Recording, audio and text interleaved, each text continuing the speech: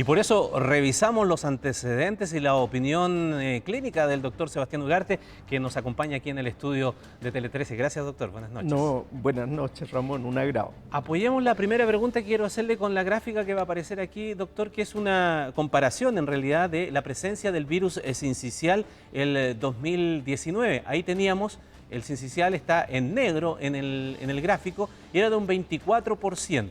Si hacemos correr nuestra gráfica, nos vamos a dar cuenta que la presencia de este virus ahora respecto de los otros es sumamente alta, comparada con ese 24%, ahora es 44%. ¿Por qué? ¿Cuáles son las razones que explicarían este aumento tan grande de esta comparación 2022-2019? Es muy interesante esta comparación que hace Ramón, porque compara un año prepandémico con el año actual, donde ya hemos cursado 2 años de pandemia donde casi no había otro virus respiratorio. Entonces, es muy interesante. Si comparáramos los 2 años entre medio, las cifras son casi inexistentes de otro virus que no sea coronavirus.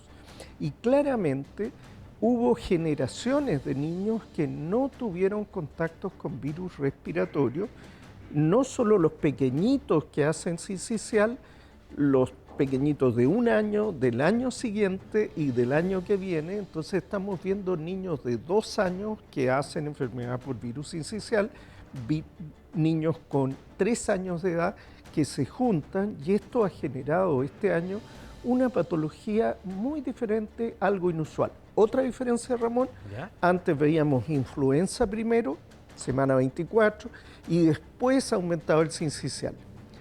¿Qué es lo que vemos ahora? Influenza sincicial, parainfluenza, metaneumovirus, todos juntos corriendo al mismo tiempo. Es muy llamativo. A ver, pero una cosa que se me viene a la mente, entonces, doctor, el hecho de que en la normalidad los niños estén en contacto con el medio ambiente, ¿le va provocando una suerte de inmunidad natural? Efectivamente, un 85% de los niños menores de 1 año han tenido en ese primer año de vida contactos con virus respiratorios. Y eso hace que tengan cuadros más leves o más graves según si tienen algunas condiciones que favorecen una enfermedad más grave, pero también va entrenando su sistema inmune. De todas maneras, los inviernos son muy complejos porque la gente se encierra y hay más contagios, pero cuando se acumulan varias generaciones de niños que no han contado con la exposición a los virus por las medidas de cuarentena, aislamiento, suspensión de clase, tenemos una situación muy inusual, que es lo que vemos ahora muy claramente explicado en esta gráfica. Veamos otra gráfica que nos ayuda también a entender la situación. También aquí estamos comparando la semana epidemiológica 24 del año 2019 con el año 2022. Hay un crecimiento del 191% en el último año si comparamos entonces ambas situaciones. La pregunta entonces, ¿cuánto más podría crecer esta cantidad? ¿Tenemos una estimación de cuándo vamos a llegar al límite, doctor? Sí, por fortuna hay un hecho que se conoce de operaciones de invierno de años anteriores, y es que una vez que se inician estas vacaciones de invierno, a los pocos días se empieza a ver una ralentización en las hospitalizaciones. Así que probablemente estemos muy cerca de llegar al pico de casos y en las próximas semanas se vea una disminución de esto. Entonces, desde el punto de vista sanitario, porque hemos visto que ha habido una polémica desde el punto de vista de otras complicaciones que provoca un adelantamiento de las vacaciones de invierno, ¿solamente visto desde el punto de vista necesario es una medida entonces correcta el adelantar las vacaciones?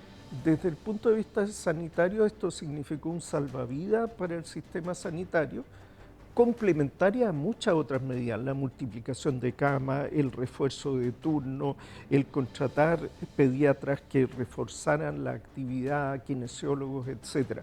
Junto con eso, el adelantamiento de las vacaciones fue una medida sanitariamente en la línea correcta. Y lo último, muy breve, porque se me acaba el tiempo, doctor, porque veíamos allí que las camas entonces van quedando menos disponibles, veíamos la situación en Iquique que era más compleja. Reconvertir una cama es muy demoroso, es muy costoso. la curva ascendente de los casos no alcanza a pillar la velocidad de reconversión de cama? La reconversión se puede hacer y se ha hecho principalmente en camas pediátricas. Generar camas en urgencia, transformar camas de intermedio pediátrica en UCI pediátrica. Lo que es mucho más complejo es convertir camas de adulto en pediátrica y se puede hacer, pero no se puede improvisar en una semana. Eso requiere meses de preparación para hacerlo sin que los menores corran peligro. Doctor Sebastián Ugarte, como siempre, un agrado conversar con usted aquí. Encantado. Buenas noches.